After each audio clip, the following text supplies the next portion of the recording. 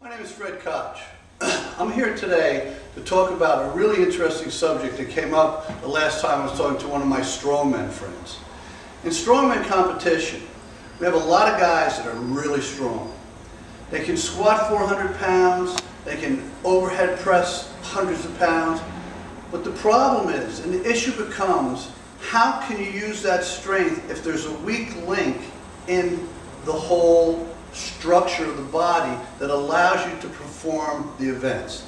So what we're going to talk about today is, everybody's seen when you do squats how the knees go in.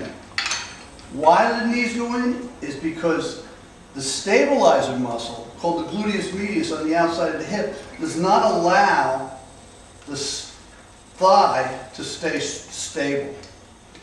The same thing with small muscles on the inside. You have your pelvis, and since your thighs go through your pelvis to derive strength, you have to be able to stabilize this bone. These are what we're going to talk about. How do you work these muscles? Because if they become the weak link, you cannot transfer strength to the ground. The other thing we're going to talk about a little bit today is one of my favorite muscles. Bodybuilders and strength trainers for years have done calf muscles, back of the leg. Nobody would ever do biceps without triceps. But when it comes to the calf muscle, nobody ever does the front, which is the anterior tibia muscle.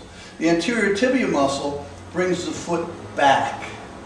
But what it also does is when you squat, or when you push an object, or when you have to perform some kind of strength event, it stabilizes the ankle. If the human body reads that there's a weak link, for instance the anterior tibia on the front, it will not allow the strength of the quadriceps and the hips to totally push to the ground.